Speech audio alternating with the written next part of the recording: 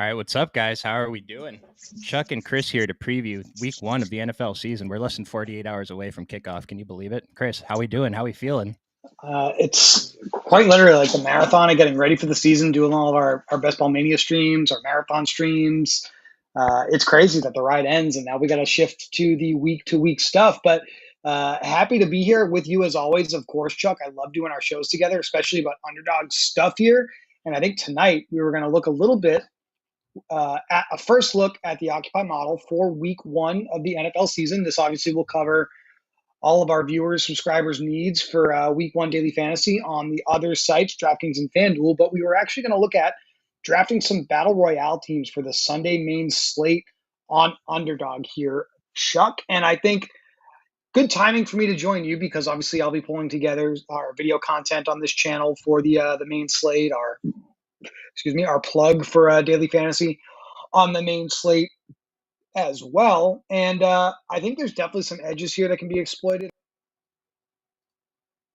out there for week one since the DFS pricing dropped like literally weeks ago. But all these underdog contests just dropped within the last few days, and I don't think that there's a tremendous amount of consensus on how to attack them right now.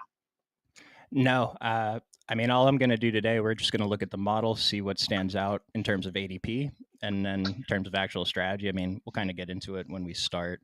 Let's just dive in. Let's see what it looks like. We can maybe discuss it after if there's something interesting going on. So I guess for our viewers that maybe didn't see us do any of these last year, the format's a little different on these battle royales. Obviously, you're drafting a fantasy team just for week one. It's a 6-person league. Chuck, talk me through the rules here. Yeah, so for the main slate, it's 6-person league. We draft 6 players, and the roster format is one QB, one running back, 2 wide receivers, a flex, and a tight end. You have to draft, like, you can only draft one quarterback, you can only draft one tight end. So let's say the other 5 players have a quarterback, none of them can take a quarterback, so save it for the last round. I want to say first that a big theme in winning battle royales last season was running back and flex. So with the half PPR, touchdowns are more meaningful. Running back sneaks in the end zone a couple times. That could be enough to get an optimal lineup. So let's talk rankings. Let's talk week one, obviously, because that's what we're doing here. We have running back in the flex. That's interesting. So we talk about this on main slate plugs. I'll probably hit on this in my videos. We like to look at teams that are likely to be playing in positive game scripts. So how are we feeling about Cincinnati Bengals running backs this week? Because they are our biggest favorites on the main slate here. They are 9 to 9.5 point favorites, I believe, last I looked anyway, against the New England Patriots in a relatively low total game. I think the issue there, Chuck, is the same issue we faced in best ball contests all summer. There's not a tremendous amount of consensus on who the RB to own here is going to be between Zach Moss and Chase Brown. So do you have any interest in those guys here in this format? Well, so with the Bengals, I think it's a big deal whether Jamar Chase plays or not. He's ranked very highly in our model, but I've seen screenshots on Twitter where he's falling pretty far past ADP. So I think the question is, are we scooping up Chase past ADP, assuming he plays? Or if we think he's not playing, then I'm probably going to have some interest in Zach Moss. We saw reports that Chase Brown Zach Moss was listed as a starter on the depth chart. Mm-hmm. People on Twitter are still trying to talk themselves into Chase Brown. I think it's Zach Moss. I thought it was Zach Moss the whole summer. So if we believe Chase isn't playing, I'd have some interest in him as a last round pick. Yeah, I think we're going to just go with the depth chart the team has put out there and go with that. Like, honestly, at the running back position, that's kind of what I was looking for. Relative to the Jamar Chase conversation, though, I mean, we certainly have there's a swap option, right? So if he's not playing, we have the opportunity to select another player. So I think that's probably a feature here that people don't necessarily utilize enough. They're afraid of the downside risk of selecting Chase, and they don't realize like there really isn't any, right? If he's ruled inactive, we can swap off to somebody else. So I think we should be interested in selecting him with that in mind. Yeah, so we're up at the 9 slot. I mean, are we just going to lock up Jamar Chase here? I don't see why not. I mean, whether it's through the running backs or the elite alpha wide receiver, the market is obviously expecting the Bengals to be a really productive offense this week. 25-point implied team total it's one of the higher totals. It's not the highest total on this slate. The games to be targeting are going to be Buffalo and Arizona, Miami and Jacksonville, Houston and Indianapolis. On this slate, all those games have a 48-point total or higher. So I do think a lot of the players you're seeing selected here are coming from those games for a reason. So with that in mind, you played Battle Royale a little bit more than I did last year. Do you usually just kind of focus on these high total games, or do you go off kind of the beaten path a little bit for some of these guys that are not being drafted for uniqueness? I think the thing I focus on the most, and I do this for regular, absolutely thrilled to get Travis Etienne here. The thing I want to focus on the most is just what stands out in the model versus Mhm. ADP. Like this week, I think a huge one is Anthony Richardson. His ADP is like 28, and he's a second ranked in the Occupy model. And so I'm more Mhm. focused on plays like that rather than looking at just the totals because those are typically going to be the guys at the top of ADP anyway. And I mean, does it seem like there's pretty good leverage if those games end up failing? Oh, 100. I mean, 100%. I think like number one, we're all over the place here, but I love Anthony Richardson this week. He's going to be my favorite quarterback for lowest contests in regular DFS. Just led the NFL in points per dropback last year with his rushing upside. But that being literally the second highest total game on the slate behind Miami, Jacksonville, obviously Houston, Indianapolis, it's going to be pretty strong. With Richardson not being like at the top of the table for QB rankings in Battle Royale here, also I think pretty easy to pair him with Michael Pittman if that's something that people are interested in as far as stacking goes. And I do think you still at least want to consider stacking in this format, Chuck, for the upside. What I was going to say with going off the beaten path with the high totals, like we have the debut game here for Caleb Williams and the new look Chicago Bears.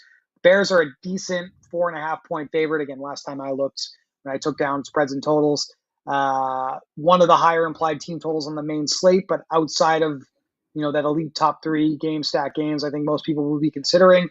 And it doesn't really look like the Chicago players are getting drafted super highly here in Week One Battle Royale. So I feel like the Bears could be a team that you could draft here in this format and actually be very different than the field and have that upside.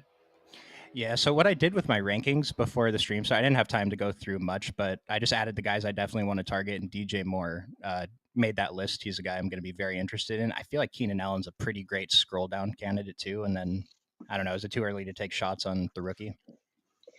I think nothing's off the table here. But it is interesting to me that I think the way that you want to build teams is two running backs, two receivers. So I don't know actually just whether it's a Dunze or another wide receiver three, because I do think that's what he is for the Bears. I feel like that's probably too thin for attacking this optimally if you're telling me we need a couple of running backs if we're going for that running back in the flex strategy. So I think I would be looking for either double stacking my quarterback, depending on the offense that I get for a quarterback, or two really, really high upside wide receiver ones is how I would prefer to build rosters in general here. Obviously, we went with three receivers just to get that pairing with Anthony Richardson here, and I have no problem with the Jefferson Chase Pittman.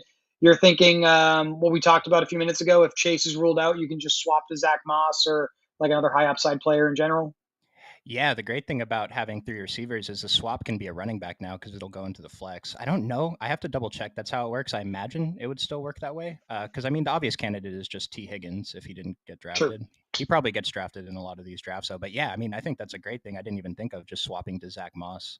Uh, Going by our tight end rankings for this week, Sam Laporta, Schultz, Ingram, Trey McBride, Yeah. So Ferguson's that been was going pretty to be my fun. question. Do we have the Rams Lions game on this main slate here in Underdog? Because I know that that's something that's a little different across the industry. It looks like only one of the other sites is doing that. So I don't think it's on here. No, it looks like it's just the 1 p.m. Eastern, 4:25 p.m. Eastern games. So we're not going to be looking at Laporta. I think our top tight end is going to be Dalton Schultz from the Houston Texans, and that does have some correlation with the Colts because obviously it's the same game. So I have no problem doing that. But then we also have obviously just in general high upside tight ends with big roles like Trey McBride, like Trey McBride is probably the main one because actually Mark Andrews is not on this slate. Travis Kelsey's not on this slate. Evan Engram would be another high total game. You got that up here now. So yeah, I have no problem doing that, dude. Dalton Kincaid with Josh Allen, I think might go slightly lower owned. I guess maybe I don't know. I mean, the Josh Allen owner might be doing that, right? Yeah, well, I mean, Dalton Schultz being the second ranked tight end to run back against the Indianapolis stack feels pretty great. Second in the But model, he's not going to get drafted in every battle royale either. so You want to go back? Can you still go to the draft board on that, or is that gone now that you're done? I don't. Yeah, I don't think we can. Which I feel like we could before, but yeah, we can't. Yeah, We can't take a the, look the at one thing, even. right? Like the one thing I wanted to look at is like, okay, who doesn't get drafted and who should Mhm. we be considering that has high upside? Um, I mean, I don't know if we can make this transition work on the fly here. I'm happy to share my screen with you, Chuck, and see if I can draft a team and we can talk through it together. Does that work for you? Yeah, let's do it. I did want to just go through the rankings really quickly, Yeah, let's do since that this before is we a draft. first look show. I just wanted to get the draft in so people could kind of know what kind of things we want to look for. But I already mentioned Anthony Richardson stands out to me on the quarterback rankings. What else do you see here? Well, traditional read of our model, like when I'm looking for game stacks other than just high totals and betting markets, I mean, look at 2 and 3 there. It's the same game. So obviously, Colts, Texans, just in general. We had Schultz as our top tight end in the Occupy model. If we're looking at other positions, I believe we have Jonathan Taylor ranking pretty highly at running back. Like we're clearly super in on that game environment between Indianapolis and Houston this week. I believe we're going to be tailing the field on this, guys, a little bit, but we're in on Miami and Jacksonville. I'm not going to get away from any show in week one that we're going to do without touting the same player I've been touting on our best ball shows together, Chuck, and that's Brian Thomas with the Jacksonville Jaguars. I don't think he is being drafted highly in Battle Royale formats, and I'm not sure if he should be, frankly, but he just feels like he's the type of player that could be slate breaking here in week one in regular DFS, and I don't, and therefore I think he's a little bit interesting as a low-owned play here in the Battle Royale format because we're talking about a wide receiver who I believe ranks fairly well in our DFS model. He's stepping into that Calvin Ridley role in Jacksonville's offense, which led the team in air yards, had a super strong, I don't have it like the numbers in front of me, but had a ton of opportunities in the red zone, had a lot of end zone targets. Like I believe Calvin Ridley underperformed his touchdown opportunities with Trevor Lawrence last year, Chuck. And if you're telling me that Brian Thomas is just the new Calvin Ridley, like that is, I'm taking a little bit of a leap of faith here, but that is a role in Jacksonville's offense that is due for some positive regression. And it is now Brian Thomas that gets to benefit from that, right? So I do think like he's one of my favorite plays in general this week across all formats. Yeah, I'm not sure if I'd get there in the person draft, but they do have a 12-person draft format where, I mean, I'm just assuming 72 players are drafted. And so that's probably the format that I would target him more heavily in. One of these is, yeah, 12-person draft, $10 goal line stand. Some other receivers, I mean, Tyreek Hill, the cover boy, he's going to be number one in every single model this week. He's a number Yeah. one pick by ADP. And then ignore Detroit and Rams, but then CD, Jamar Chase, Justin Jefferson are obviously the next guys. To me, those are very clearly the top picks in Battle Royale, and I'm completely fading Josh Allen going in the first round. Yeah. So with that flex, right? I mean, your top 12 to 18 receivers are the only ones that are like going to get drafted. Like there's going to be plenty of guys. Obviously, I'm going to go back to my Brian Thomas take a little bit. There's going to be plenty of guys that like literally aren't getting drafted that could easily end up in those top to 12 scoring spots. So like just in general, don't feel afraid to deviate from like the consensus. I would say stay safe with at least one of your receiver picks, but with that second pick or even your third pick, if you want to get a little crazy, like that's something that I think is totally viable in this format. Yeah, like Michael Pittman is top 10 in our rankings, and he's not getting drafted in every draft. If they're going at 34, they're going undrafted sometimes. And then Brian Thomas he's getting drafted some in this format. And so just find the guys like that are sticking out. Maybe Chris Olave, Jalen Waddle. I don't know where Tank Dell is on this list, but guys like that. Just scroll down. Let's take a quick look at running backs. You have any takes here? Chuck, I have takes. That's why we're here. We have takes. I am really high this week on Travis Etienne on the main slate. I think Mm-hmm. he's my highest ranked running back. So I was glad to see you got him on the team we just did.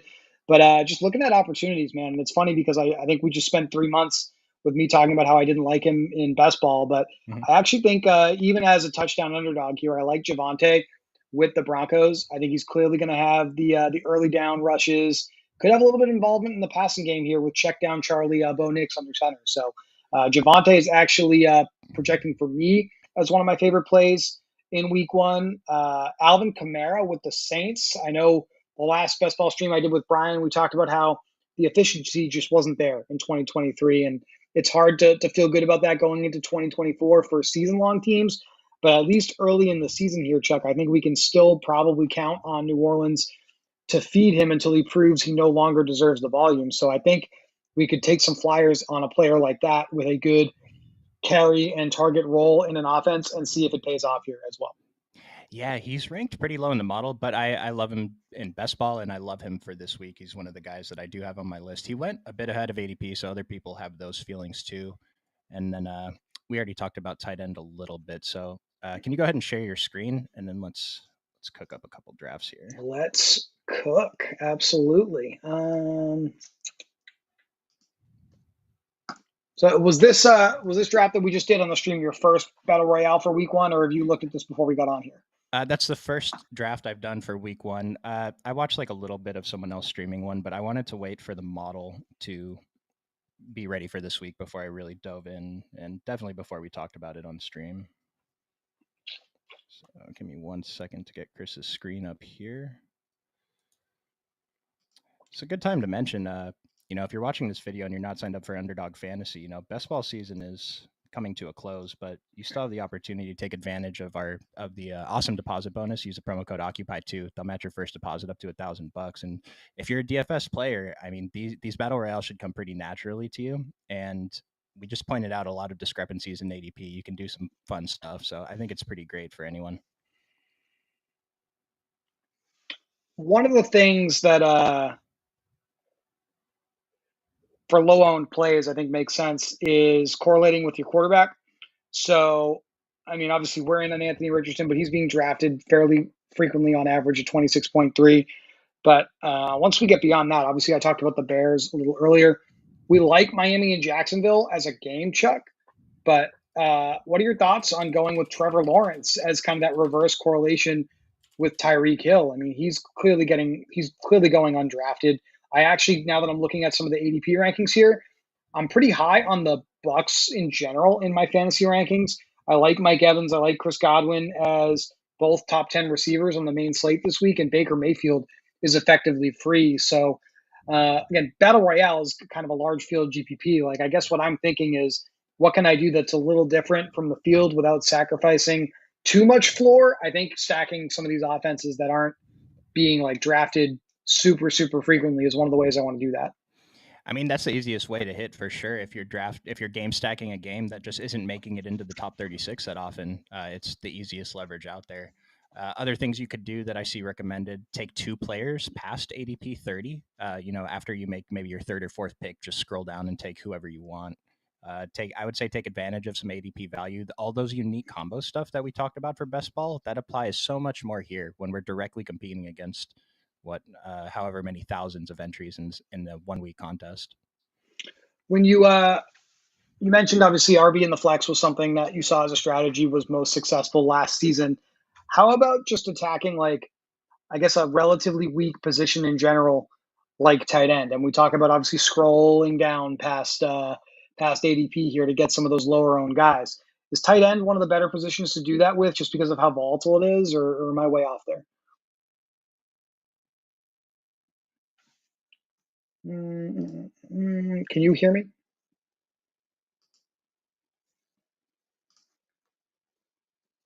I don't know if Chuck is still with us, guys. It does seem like he has frozen, but that is quite all right. We will keep drafting here.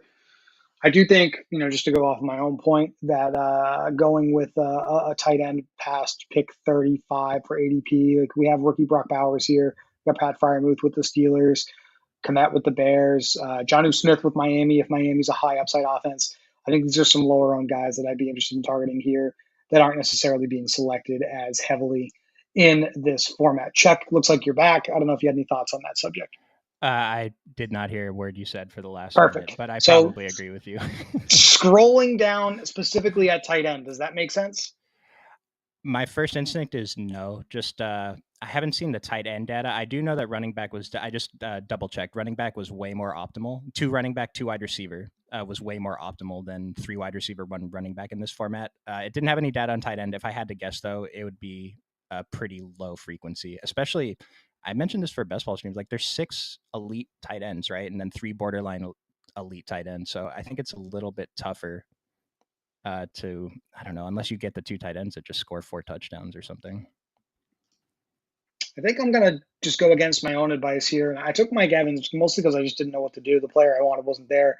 What I probably should have done is taken Harrison and Josh Allen, and then I could have tried to find a Josh Allen correlation in here somewhere and had that Buffalo Cardinals game. But that's all right. I like Mike Evans, and if I really want a correlation with Josh Allen, there's definitely going to be like a free Keon Coleman pick out there because no one's picking him in this format. Yeah, he's got an ADP of 35.8, which means nobody's looking at him at all. So Josh Allen, though, is not necessarily the type of quarterback you even need to correlate with, like Anthony Richardson, if we bet on the rushing upside. So there is also that. That's a note too. This is from Weekly Winners, but the same thing applies here. Naked quarterbacks hit the optimal more often than you would think, especially, obviously rushing quarterbacks like Josh Allen. I don't think I like having the last pick, if you will. It's a little harder to kind of hit on some of these correlations, especially with the chalkier ADP teams. So,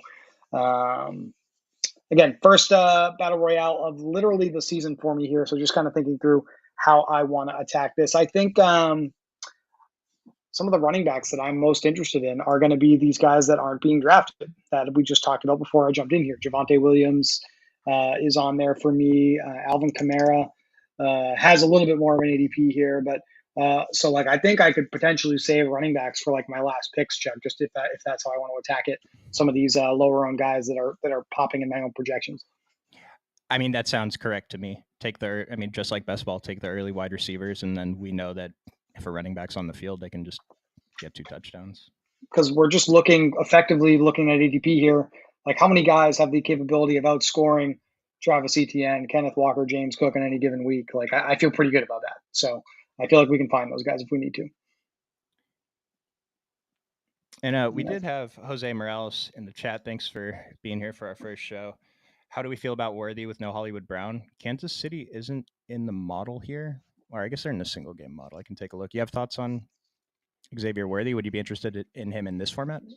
I definitely think he's going to be a good pick in any format. He's my favorite Kansas City wide receiver for that showdown game here. How about like wide receiver twos versus their wide receiver one counterparts, like betting on Waddle versus Tyreek Hill? Do you think that's something that makes a little bit more sense in this format? I'll come back to the other question in a second here. I'm just obviously thinking about how I want to finish off my team here.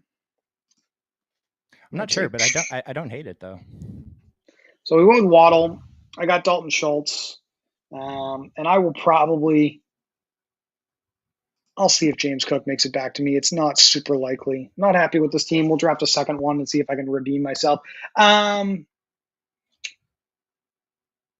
guess I don't even have to do that. I can just show you exactly what I think. So these are my rankings personally for week one's game in a couple nights from now with Kansas City and Baltimore.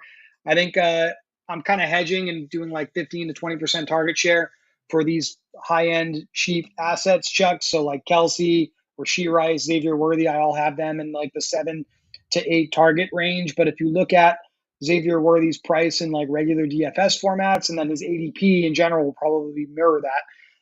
I think at cost, I love Xavier Worthy this week in the single game format.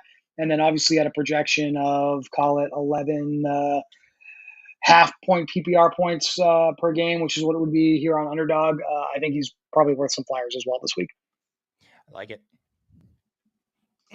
And if anyone else watching this live has any questions about week one or anything, feel free to throw those in the chat. I do think for our subscribers, once we set up the top of the show, our model is live, and that means our single game model for Chiefs Ravens on Thursday night is ready for public consumption. We're waiting on ownership data. I do believe we will have that probably sometime tomorrow evening at the earliest, just because there's not really a ton of ownership consensus out there. And I know one component that our guys use to generate ownership is they look at what some of our competitors are putting out there. So it's always hard at the beginning of the season to figure that stuff out. And I just want to point out they have a Thursday night, Friday night slate on Underdog, the 2-gamer. It's a 4-person draft. There's only 4 quarterbacks. But if you're using the Occupy model for that, I have to imagine the edge is even larger on a small slate like that. There's no ADPs on that contest. It's all just sorted by projections. People just doing whatever the hell they want, huh? That is interesting. You're right, though. T. Higgins straight up against Jamar Chase. You even have Joe Burrow going late at quarterback. Those Bengals running backs seem to be completely free. I guess I'll go with James Cook. I know we talked about quarterback running back stacks in like the season long best ball format, but I imagine that it's still okay here in Battle Royale because we're just basically, I think the gamble I'm making here is maybe we get exposure to every single Buffalo touchdown, passing or rushing, right? That's at least what we hope happens with a build like this. Yeah, that'd be a pretty good one to get here. What are you thinking about with your last pick? I think I'm just going to go with Javante because I have him projected. This is me. This is not the Occupy model, to be completely clear, for about 19 points this week, and that makes him my RB2 on this slate. And we talked about getting running backs in the flex as being kind of the optimal way to attack this contest. I have to believe not just against my pod, because that's not who you compete against in this format. You're competing against the entire field, which is 68,000 people. Adding in some plays like Javante, some other low owned plays are the ways we differentiate from the field and have a shot at that $30,000 top prize, right? So that's kind of what I was thinking about there. Another thing I just want to mention on that field size, you don't have to be perfect to win first place in this contest. You can be surprisingly imperfect and still win. Like no one is ever going to hit the exact nuts in any given week. It's just not possible. So I'll jump into one more. We'll do another one here on the channel, and if you want to do another one, we can do that after, or we can kind of get out of here. But I know that we will be back definitely on this channel on Thursday. Brian will have his preview for Chiefs Ravens hitting the regular DFS channel, and then obviously there will be a preview for Friday Night Football, our first formal Friday Night Football, I think ever in Week 1 for this Brazil game between the Packers and the Eagles as well. A full week of football upon us here, Chuck. What a time to be alive. Yeah, and I think we're all pretty much sick of drafting best ball teams, but just in case you want some last minute strategy for the marathon contest, I did do a stream yesterday discussing specifically that contest. There's a little bit of overlay. I think it's going to get pretty close to filling, but it's the only contest up on Underdog left, so it seems like everyone is kind of done with best ball season. Yeah. But so talk to me a little bit as we wait here. We're not as concerned with game stacking because it's just cumulative week 1 to week 17. We're not as concerned with stacking with our quarterbacks then. We're just strictly looking for like high floor to some degree with access to a ceiling, right? Yeah, I'm thinking about guys like Tyreek and CeeDee Lamb. Like, do we want to stack those guys much more often? Maybe Dak more so than Tua, but I think it's great to get away from those guys still because I imagine that it's going to be very heavily owned with those top receivers. I liked on your build where you took Justin Jefferson. Looking at my week 1 projections here, I have him behind Amon Ra, CeeDee Lamb, and Tyreek Hill as my wide receiver 4 on this slate. So obviously Amon Ra not being here on Underdog for the week 1 main, I will just go with JJ here in the first round. And I just want to point out Malik Neighbors ranks like number 12 in the model, and he's on the other side of that game. So actually, he's a little bit lower on a FanDuel. On DK, he ranks pretty high in the model. I will. This is a little bit of a preview of the DFS plug for those of you who've stuck around on this show. Brian Thomas is my number 6 receiver for the main slate, specifically on DraftKings. So that is independent of salary. I'm that optimistic about Brian Thomas. I've also got Chris Godwin right behind him. So I think right there for you low risk players in daily fantasy, like I mean, pricing is soft in general every week 1. There's a lot of plays that are mispriced, but those are my 2 favorite mid range cheap receivers this week. It's going to be Brian Thomas with the Jaguars and Chris Godwin with the Tampa Bay Buccaneers. So what you just made me think about, if you get the first pick in Tyreek Hill, I bet you Brian Thomas is a low-owned run back to that. So that's already enough. You don't have to do anything else with your lineup if you just run it back with Brian Thomas in the last round. So I'm just going to mirror what you did. I'm going to take Chase here in the second round because everybody's afraid of him, and we can use that late swap if he's not playing. Yeah, and so what you asked about if we could go back and view the draft board, I think that's important because T. Higgins got drafted in my draft. I don't think he got drafted in your draft, and that'd be really good to know for when we're setting our swap stuff. Because if I lose Jamar Chase to T. Higgins, that's fine. But if I get Jamar Chase playing at pick 10, I mean, you're probably going to cash this tournament just off these first 2 picks alone, right? That's the plan, Stan, right? Like that's what we want to see happen. Man, if I can get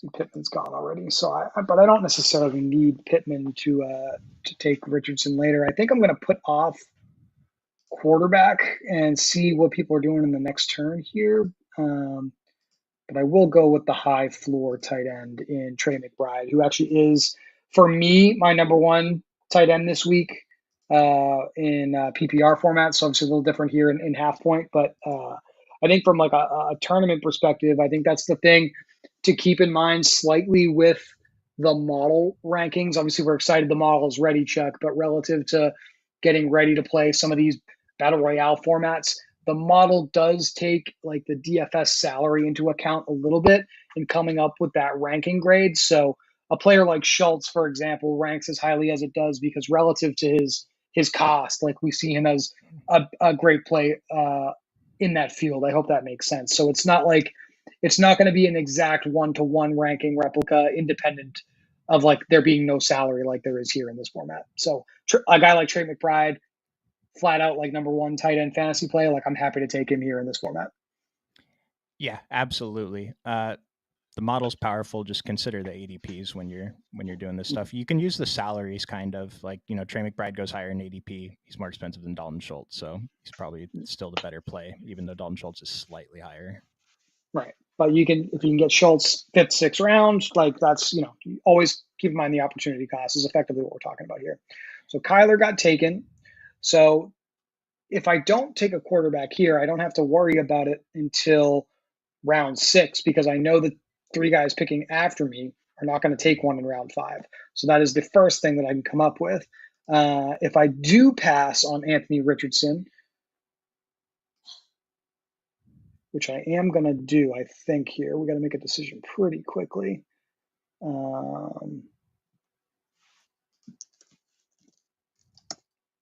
No, we got timed out. That's all right. Who did we get? We got Rachaad White. That's fine. I can live with that. I was going to take Godwin, but we ended up with White instead. So same offense.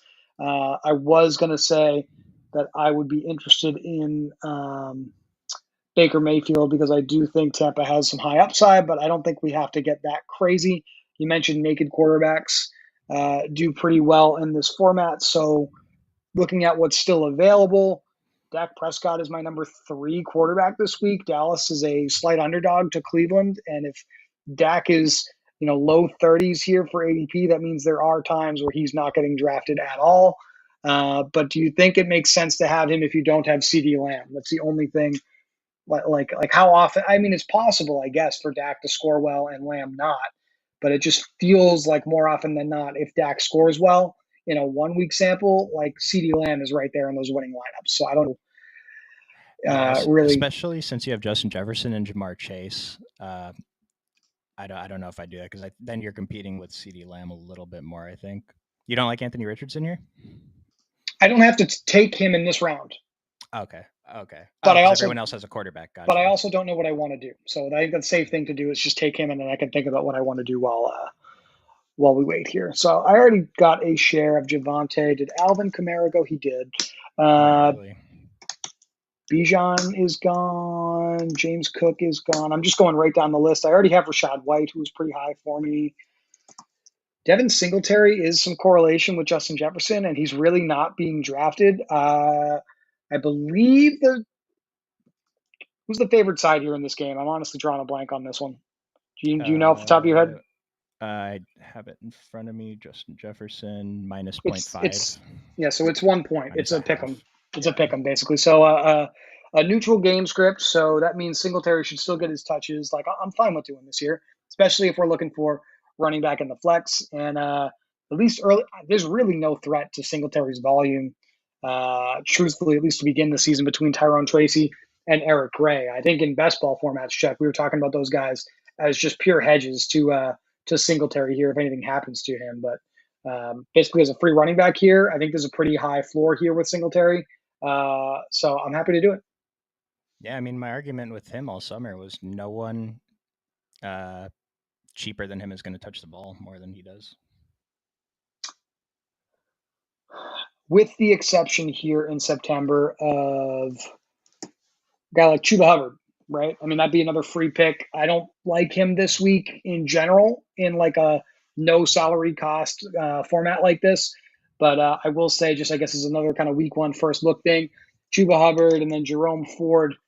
Actually, now that we're thinking about it, Jerome Ford, Cleveland favored, supposed to have like a true bell cow role, like heads up Ford versus Singletary. Who's your favorite play there? Oh man, that's a tough one. I've been on Jerome Ford recently though. I think Ford is our number one running back in the model. So if we're going to be touting our model rankings this week, I will forego the game stack correlation and go with Yeah, Jerome Ford here. yeah, just number one ranked O line. Let's see what happens. Deshaun might be dust. He might carry the ball 20 times. But like, look at these players that are going undrafted with 2 picks left in the draft: DK Metcalf, Tank Dell, T Higgins, Stephon Diggs. Pittman didn't get selected on this one. That was probably a whiff by me, honestly, with Richardson. But there's ways that he fails if Richardson runs in all the touchdowns, right? So Absolutely. your point about scrolling down and finding these guys, my guy Brian Thomas, Chris Godwin, two of my favorite DFS plays this week. Keenan Allen, we know what he was last year in a high volume role. This is such a fun format because there's so many different ways you can build rosters. Do you want to jump back in here and draft a team, or what do you want to do?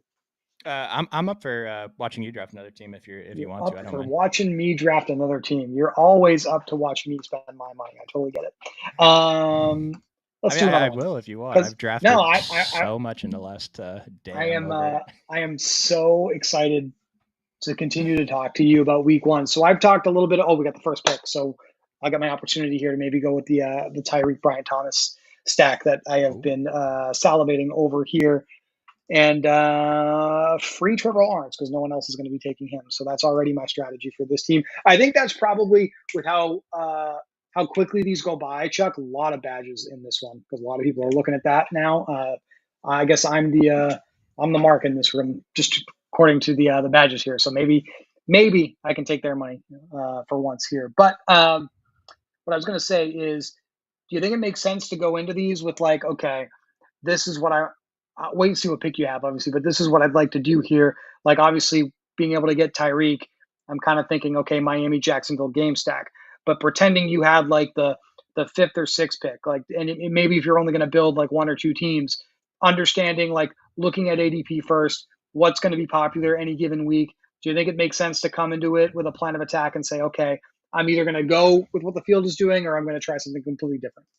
Yeah, I was even going to say, I think it's okay to plan out every single pick that you're going to make in each round. And then if certain ADP values present themselves when that pick comes, you can deviate. But I think it's fine to plan out your exact draft because a lot of the times, especially if you're using the model and scrolling down, you're going to be able to build that team. One thing, just I guess, if we're looking for a proxy for DFS ownership, like it seems clear that Tyreek Hill is going to be the most popular, expensive wide receiver this week if he's the 1-1 in this format. Does that make sense? Yeah. So we got that. We got CD. Um, and I think that's probably going to be, I mean, dude, I'm giving away my receivers for week one, but I think like Tyreek, Brian Thomas, Chris Godwin, like that's a pretty easy set of three receivers you can throw into any DFS lineup and have a pretty good floor ceiling combination right there based on their prices in the regular salary cap based games. So there you go. There's some free advice for the other sites there. What I'm thinking about too, if you want to take a couple deep shots like Chris Godwin and Brian Thomas on the same team, that might work really well in that 12-person draft format, which is the same thing as this, just with 12 people. Just rosters are a little bit thinner, and if those are your guys and they go off, pair them with a stud running back, stud tight end, quarterback, whatever. That seems pretty good.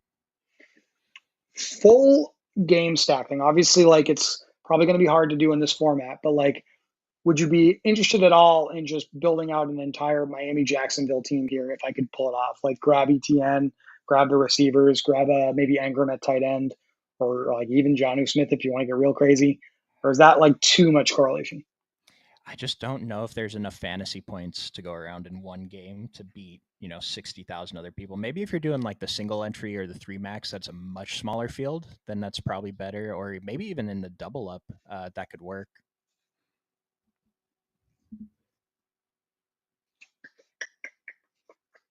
Nobody has gone receiver yet. That's interesting.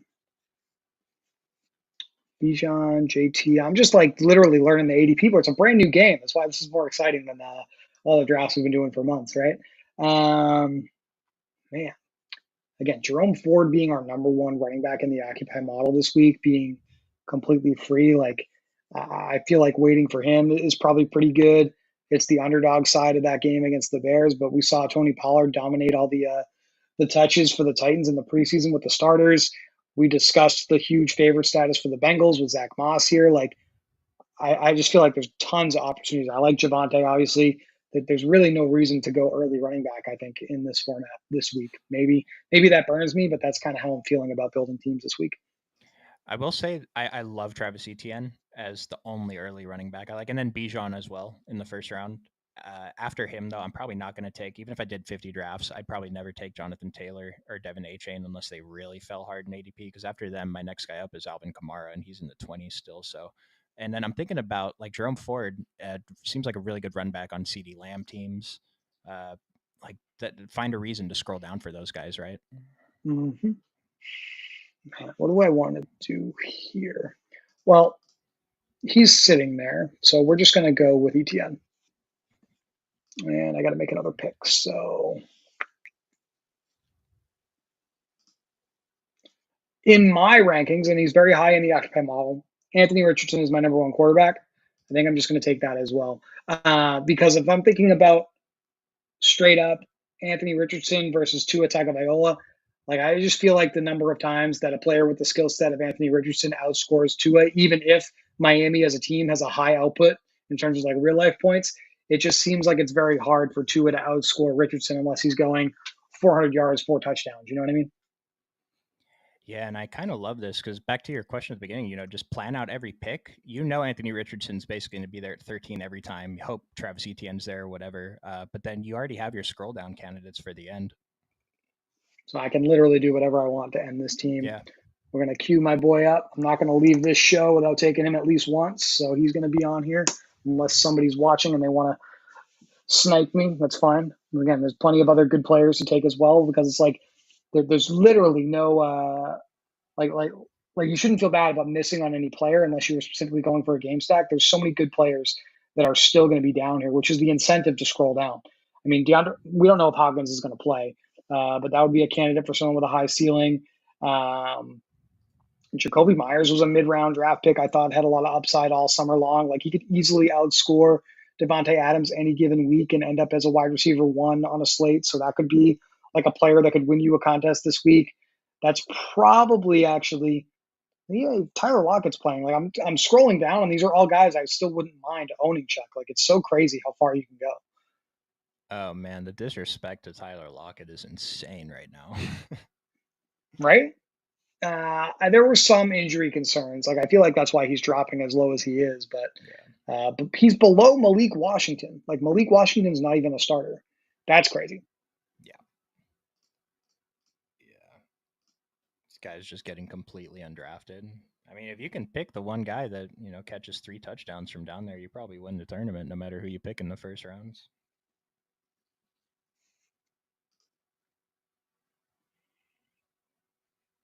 Do you have a preference at what's left here at receiver? We got Drake London, Chris Olave, Malik Neighbors, DJ Moore.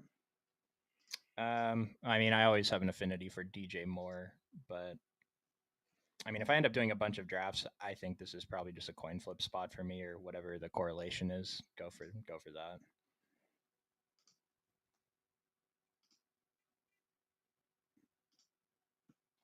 I've got my reverse correlation with Anthony Richardson with Dalton Schultz at tight end, our number one tight end in the Occupy model, and I will go for BT3 with my final pick if he makes it back to me, which more often than not he should in this format.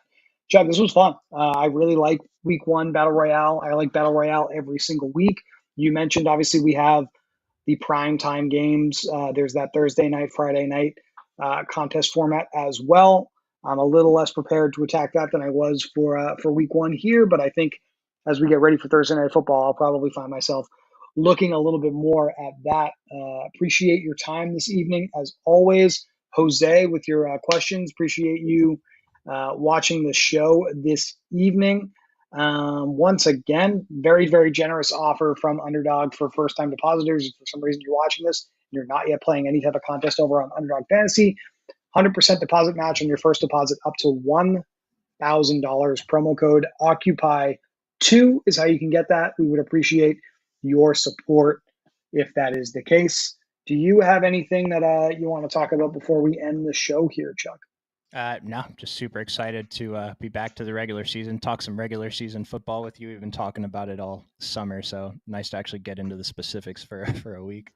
Yeah, I think Miami, Jacksonville, Indianapolis, Houston, Buffalo, Arizona. Those are going to be the big games to hit on the main slate here. But there are opportunities with some other high upside offenses like the Chicago Bears.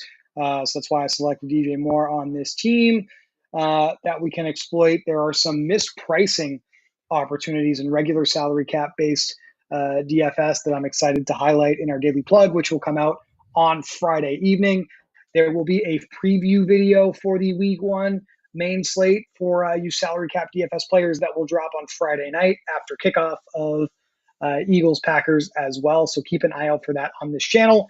And of course, keep an eye out for Brian's showdown previews for the opening night game on Thursday between the Chiefs and the Ravens, and Friday night's game between the Eagles and the Packers. That is the agenda here as we literally are about to kick off the wild ride of another NFL season together. So I was trying to stretch this all the way to my pick for Brian Thomas, and we almost made it, but we did not quite get there. So in about 30 more seconds, this show will be ending. But don't worry, we will be back with more content throughout the rest of this weekend, throughout the rest of the NFL season. Chuck, do you and Brian actually have a stream planned for tomorrow over on the Best Ball channel?